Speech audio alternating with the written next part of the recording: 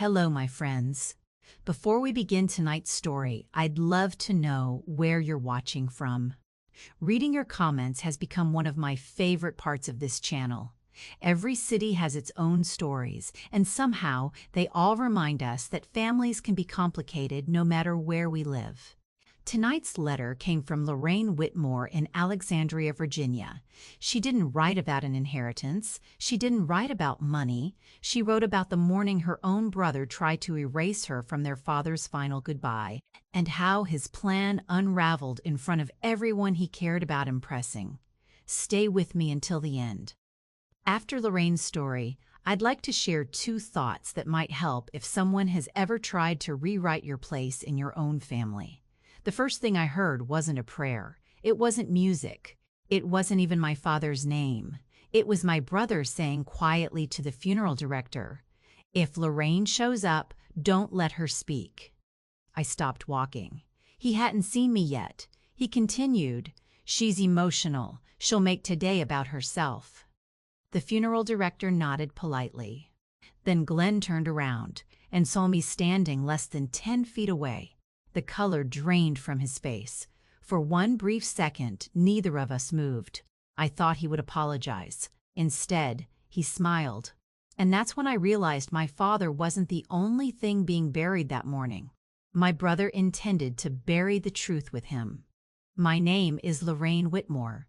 I'm 68 years old, and until that Tuesday morning, I believed grief was the heaviest thing a person could carry. I was wrong.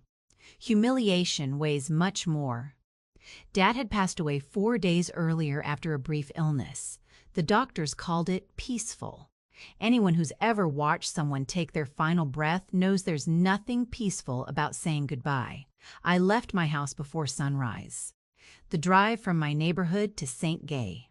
Mark's church usually took 35 minutes, but that morning every traffic light seemed determined to slow me down. The passenger seat held only one thing, a small wooden tackle box. It had belonged to my father since before I was born. Inside were faded fishing lures, a rusty pocket knife that barely opened anymore, and one tiny blue bobber Dad refused to throw away because, according to him, it brought luck. The pastor had asked whether I wanted to place something personal beside Dad's casket. I knew exactly what to bring. When I pulled into the church parking lot, people were already gathering outside. Old neighbors, former co-workers, church members. Some recognized me immediately. "Lorraine!" Mrs. Jenkins hugged me so tightly I almost dropped the tackle box. "I'm so glad you made it." The sentence caught me off guard. "So glad I made it," she smiled. "Glenn wasn't sure you'd come." I frowned. "What do you mean?" "Oh!" Her smile faded. I must have misunderstood. Before I could ask another question, someone else approached. It was my cousin David. He shook my hand. "I almost called you yesterday." "Why?" "I heard you decided not to attend." I stared at him. "I never said that." His eyebrows lifted. "Really?" "No." He looked genuinely confused. I could have sworn Glenn told us. He stopped talking. People do that when they suddenly realize they've repeated something they probably shouldn't have. I forced a smile. "It's okay." But it wasn't, not even close. As I walked toward the church entrance, the conversations around me began to sound different. Not louder, just stranger. People weren't looking at me with anger. They were looking at me with surprise, as though I'd arrived after promising everyone I wouldn't. That feeling stayed with me all the way to the front steps. The church doors were open. Inside, I could hear soft piano music. White lilies lined both sides of the aisle.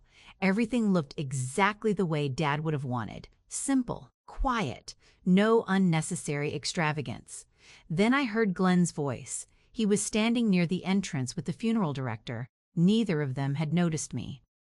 "I'm serious," Glenn said quietly. "If Lorraine shows up, please don't let her speak." The funeral director looked uncomfortable. "I don't think I can simply—" "I'm not asking you to remove her," Glenn interrupted. "I'm asking you to protect today's service." "What exactly are you expecting her to do?" Glenn sighed. You don't know my sister. She always finds a way to become the center of attention. I felt my stomach tighten, not because strangers might believe him, because he sounded practiced, like he'd already told this story more than once. Then he added something I never expected. My father didn't want her speaking today. The funeral director slowly nodded. I understand. At that exact moment, Glenn turned around. Our eyes met. For one long second, neither of us moved. He looked shocked, then embarrassed. Then he smiled. Not a warm smile, the kind people wear when they've already committed to a lie and know it's too late to take it back. He walked toward me as though nothing had happened. Lorraine. Morning, Glenn. I'm glad you came. I looked him straight in the eyes. Were you? His smile didn't move. Around us, guests continued arriving.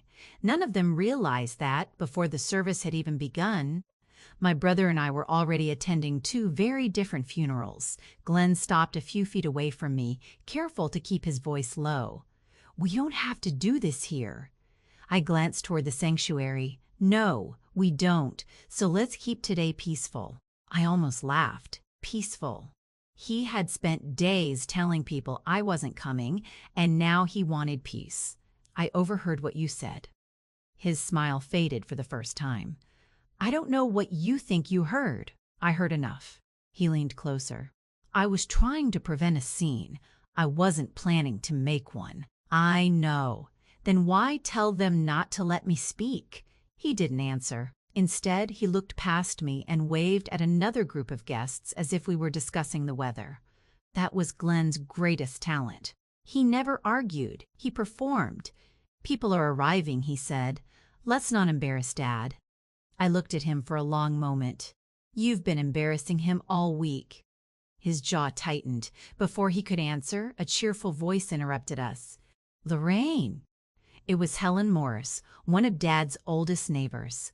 She hugged me warmly. I'm so relieved you came. Again. The same sentence. Relieved. I smiled politely. Why does everyone keep saying that? Helen looked from me to Glenn, then back again.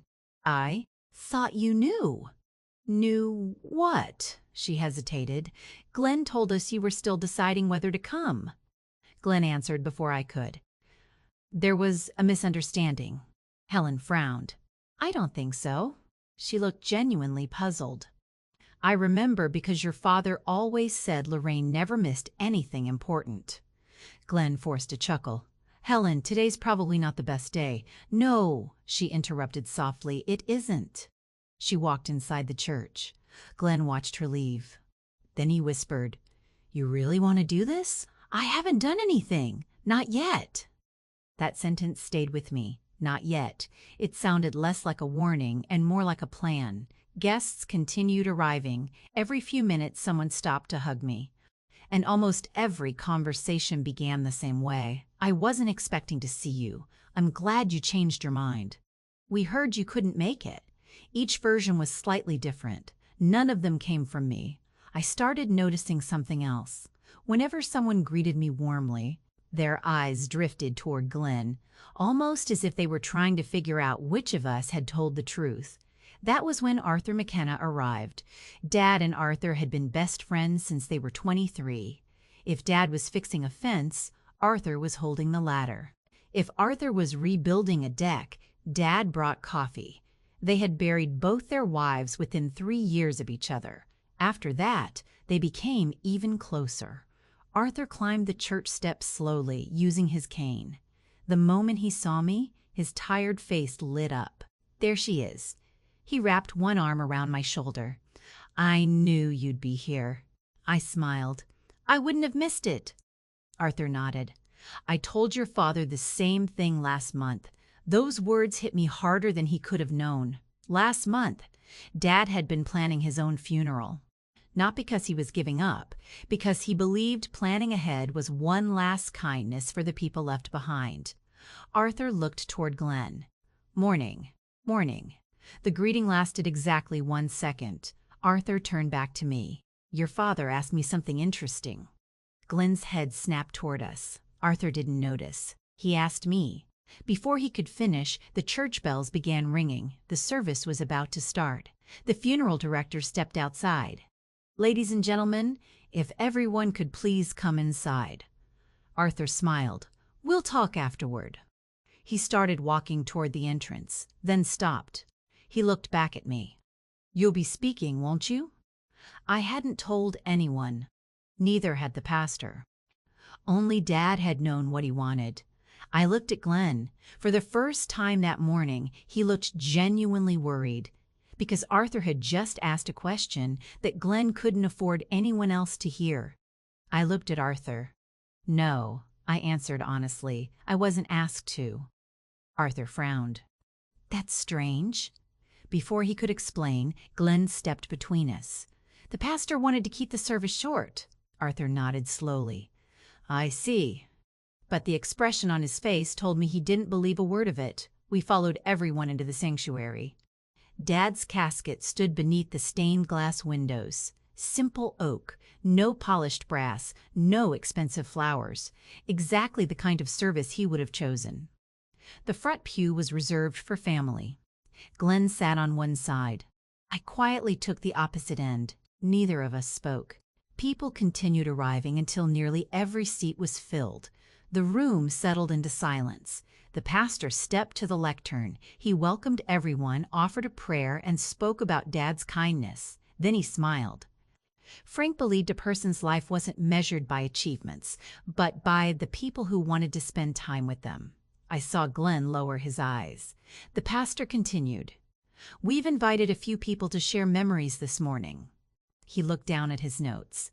"Our first speaker, Lorraine Whitmore." Glenn stood confidently. He straightened his jacket, thanked the pastor, and walked to the podium. At first, his speech was beautiful. He talked about fishing with Dad, building tree houses, learning to drive. People laughed. Even I smiled once or twice. Then his tone changed. "You know," he said quietly, "the hardest part of Dad's last few years wasn't his illness." The room became still. It was watching him realize that not everyone loved him the way he deserved. A few people shifted in their seats. Glenn looked across the room, not directly at me, just close enough that everyone knew who he meant. There comes a point when showing up once in a while isn't enough. My hands tightened around the program resting in my lap. I didn't move. I didn't interrupt. Glenn continued. "My father spent his final years learning who he could truly count on."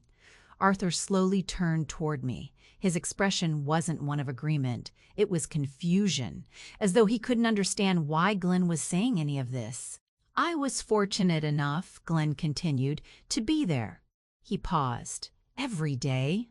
That wasn't true. I knew it. Arthur knew it. Several neighbors knew it. But most of the people in the room didn't. And that was exactly why Glenn had chosen this moment. No one interrupts a eulogy. No one argues during a funeral. It was the safest place in the world to tell a lie. He finished with one final sentence. "I only hope Dad found peace, despite the disappointments he carried." Silence. No applause. Just silence.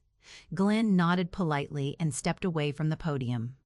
As he walked back toward the front pew, he glanced at me. For the first time all morning, he looked satisfied. He thought he'd won. The pastor returned to the lectern. "Thank you, Glenn." He waited a moment, then closed the folder in front of him. I wasn't planning to say this. Every head lifted. But I believe I should. Glenn looked up. The pastor spoke calmly. "When Glenn and I met yesterday evening, he asked me not to invite Lorraine to speak today." The room went completely still. Glenn's shoulders stiffened. I listened to his concerns. The pastor folded his hands, and then I declined. Now even the children in the back row had stopped fidgeting. No one moved, no one coughed. The pastor looked directly at Lorraine. "Because 3 weeks ago, your father sat in my office. He wasn't discussing money. He wasn't discussing property. He wasn't discussing old arguments." A gentle smile crossed his face. He simply said, "If Lorraine is here, Please let her tell everyone about the day we got caught in that thunderstorm while fishing. That's the story I'd like people to remember when they think of me." The pastor paused. "I don't know what disagreements may exist inside this family, but I do know those were your father's own words." Glenn didn't look at me. He couldn't, because every person in that church had just realized something. The man who claimed to be honoring his father had spent his eulogy speaking for him. The man who had actually spoken with Dad had just corrected the record. Nobody spoke, not even Glenn. The pastor stepped away from the lectern and looked at me. "Lorraine, if you're willing, I think your father would still like everyone to hear that story." I hadn't planned to speak. In fact, after everything that had happened outside, I wasn't sure I could. I looked down at the folded funeral program in my hands. Dad's photograph smiled back at me, the same smile he'd worn every time he convinced me to wake up before sunrise and go fishing. I slowly stood. As I walked toward the front of the church, I could feel dozens of eyes following me, not judging, waiting. I stopped beside the lectern. For a moment, I couldn't find my voice. Then I looked at Dad's casket, and suddenly, I wasn't standing in a church anymore. "I was 16, I began quietly, "and I hated fishing." A few people smiled. Dad loved it enough for both of us. Soft laughter rippled through the room. He woke me up at 4:31 Saturday morning. I told him he was ruining my summer. He told me I'd thank him one day. I smiled. I informed him that was extremely unlikely. Even the pastor chuckled. We spent 3 hours without catching a single fish. Dad insisted that wasn't the point. He said the point was learning to be patient. I rolled my eyes. "Like every 16-year-old girl, I told him. Patience was overrated." More laughter. Then I paused. The storm came out of nowhere. The rain hit so hard we couldn't even see the shore. I panicked. I remember grabbing his arm and saying, "Dad, what if we don't make it back?" The room became quiet again. I took a slow breath. He looked at me and laughed. Not because he wasn't afraid, because he wanted me to stop being afraid. He said, "Then we'll row together." I felt my voice begin to shake. He never promised life would be easy. He never promised storms wouldn't come. He just promised I would never face one alone. I stopped speaking for several seconds. Across the room, people were wiping away tears. Arthur stared at the floor. Even the funeral director had quietly slipped into the last row. I looked toward Glenn. He was staring at his hands. Not at me, not at Dad, just his hands. I visited Dad every Sunday. I didn't always stay long. Sometimes we watched baseball, sometimes we argued, sometimes we said almost nothing. But every time I left, he walked me to the front door. I smiled through tears. And every single time, he waited on the porch until my car disappeared around the corner. My voice cracked. I thought he was making sure I got home safely. I swallowed hard. Now I think he just wasn't ready to say goodbye. No one moved. No one looked at Glenn anymore. They were thinking about Frank, exactly the way he deserved. I folded the paper in my hands. There are people who spend funerals talking about regret. My father spent his life teaching gratitude. So today, I'd rather thank him than argue with anyone. I stepped away from the lectern. The church remained silent. Then, somewhere in the third row, someone began to clap. Arthur. A second later, another person joined him, then another. Within moments, the entire church was on its feet, not celebrating, not cheering, simply honoring the man they had all come to remember. And for the first time that morning, Glenn realized the room no longer belonged to him. The applause faded slowly. No one rushed to leave. No one reached for their phones. For a few quiet moments, everyone simply stood there, looking at Dad's casket. The pastor closed the service with a prayer. When he said, "Amen," people began forming a line to offer condolences. I stepped aside, hoping to disappear into the crowd. Instead, the crowd came to me. Mrs. Jenkins hugged me again. "I've been thinking about your father every Sunday. He always talked about your blueberry muffins." I smiled. "He exaggerated." "No," she laughed. "He complained if you were 10 minutes late." That made both of us laugh through our tears. A man I barely recognized shook my hand. "I'm sorry." "For what?" I believed Glenn. I looked at him. "You don't owe me an apology. I judged you before I met you today." I squeezed his hand gently. "Then let's both leave it here." He nodded, visibly relieved. One by one, people shared similar stories. "I heard you stopped visiting. I was told your father was disappointed.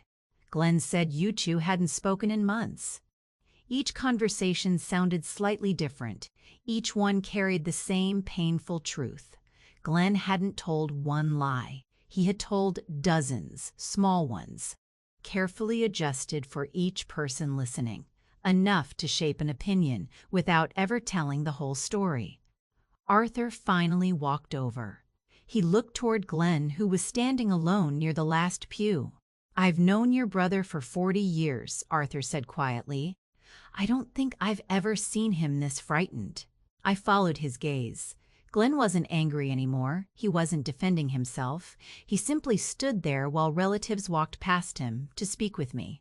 Arthur sighed. "The strange thing about lies is that they don't usually collapse because someone proves them wrong. They collapse because people finally compare notes." I smiled sadly. "Dad would have liked that." Arthur chuckled. "He would have said I stole that line from him." Maybe he had. It certainly sounded like something Dad would say. As people slowly drifted toward the fellowship hall for coffee and sandwiches, I noticed Glenn heading toward the side exit. Not quickly, quietly, like someone hoping no one would notice. But I did. I excused myself and followed him outside. He was standing alone beneath the old maple tree beside the parking lot. The same tree Dad always parked under because it gave the car shade. Glenn heard my footsteps. He didn't turn around. "I suppose you're happy." His voice sounded tired, not defeated, just empty. I stopped a few feet behind him. "No." He gave a bitter laugh. "You won." I looked at the church. No one won today. For the first time all morning, Glenn didn't have an answer. Glenn finally turned to face me. His eyes were red, not from crying, from exhaustion. "I was the one who took Dad to his appointments." "I know. I picked up his medication." "I know. I fixed things around his house." "I know." His voice became sharper. "So where were you?" There it was. The real question. Not the funeral, not the speech. The question he'd been carrying for years. I answered honestly. "I was living my life." He scoffed. "And I wasn't?" "You were. But somewhere along the way, you started keeping score." He looked away. "You have no idea what it was like." "I probably don't. I gave up weekends. I missed vacations. I canceled plans. I was always there." I nodded. "I know." His shoulders relaxed for just a second. Then I quietly added, "But love isn't measured by attendance." He frowned. "What does that mean?" "It means Dad wasn't handing out gold stars. He wasn't keeping a chart. He wasn't asking which child visited more hours. He just wanted to see his children." Glenn laughed bitterly. "Easy for you to say." "No, it isn't." I looked toward the church doors. I felt guilty every week. I always thought I should visit longer. I always thought I should call one more time. I still wish I had. He was silent. "So don't tell me this was easy." Neither of us spoke for several moments. The parking lot was almost empty now. People were beginning to leave. Then Glenn asked the first honest question he'd asked all day. "Did Dad ever complain about me?" I answered immediately. "Never." He looked surprised. "He complained that you worked too much." A faint smile escaped me. "He complained that you skipped breakfast. He complained that your truck was always dirty." Despite himself, Glenn smiled. "Just a little." "But he never complained about loving you." That smile disappeared. "He loved us differently." I nodded. "Yes, but not unequally." A long silence settled between us. Finally, Glenn spoke. I thought he stopped. I honestly thought he loved you more. The sentence came out so quietly, I almost didn't hear it. Everything suddenly made sense. Not the lies, nothing excuses those, but the reason behind them. This had never been about the funeral, or speeches, or family reputation. It had been about a little boy who had spent 60 years trying to win a competition his father never knew existed. I stepped closer. Glenn, Dad wasn't choosing between us. He never was. He stared at the church. I don't know how to fix this. I looked at the people still talking inside. You don't fix today. You live differently tomorrow. For the first time that morning, my brother didn't try to argue. Glenn left before most of the family. No dramatic apology, no final speech. He simply got into his truck and drove away. For years, I'd imagined this moment differently. I thought that if the truth ever came out, I'd feel victorious. Instead, I just felt tired.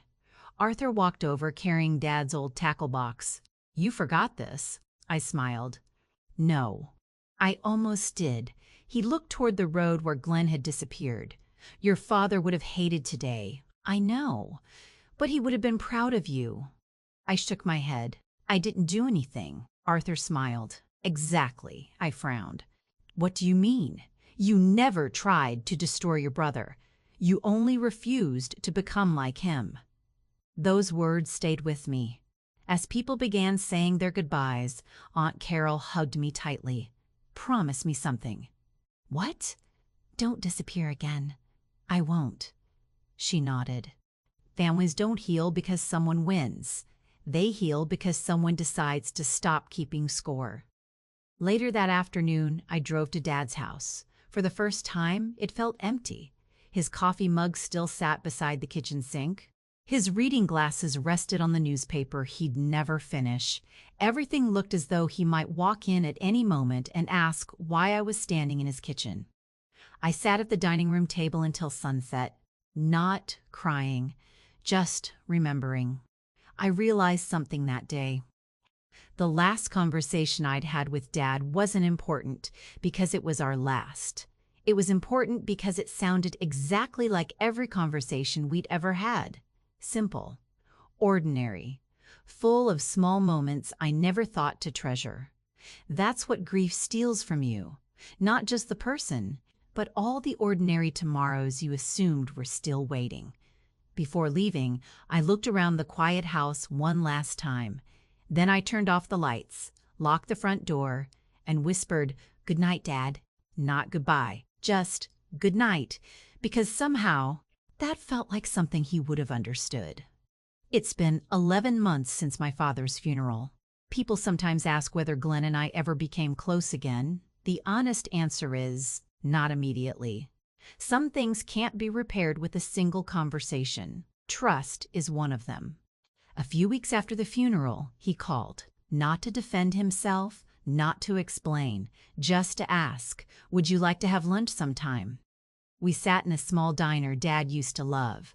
For the first 20 minutes, we talked about nothing important. The weather, baseball, the waitress who somehow remembered Dad's usual order. Then Glenn quietly said, I spent years trying to prove I was the better child. He looked down at his coffee. I don't think Dad was keeping score. No, I answered, he wasn't. We sat there in silence. For the first time in years, it wasn't an uncomfortable silence. Just two people who had finally stopped competing with each other. I still miss my father every week. Sometimes I'll reach for my phone, thinking I should call him. Sometimes I'll see blueberry muffins at the grocery store and instinctively buy them before remembering there's no porch waiting for me anymore. Grief doesn't disappear. It simply changes shape. If my father's funeral taught me anything, it wasn't that lies always lose. Sometimes they don't. Sometimes they survive for years. What finally defeats them is ordinary truth, spoken without anger. That morning, I could have interrupted Glenn. I could have shouted. I could have tried to embarrass him in front of everyone. Instead, I remembered the man we had all come to honor. My father never believed that the loudest voice was the strongest one. He believed character revealed itself eventually. He was right. Because in the end, no one remembered Glenn's accusations. They remembered a father laughing in the middle of a thunderstorm, telling his frightened daughter, "Then we'll row together." And somehow, that became the story everyone carried home.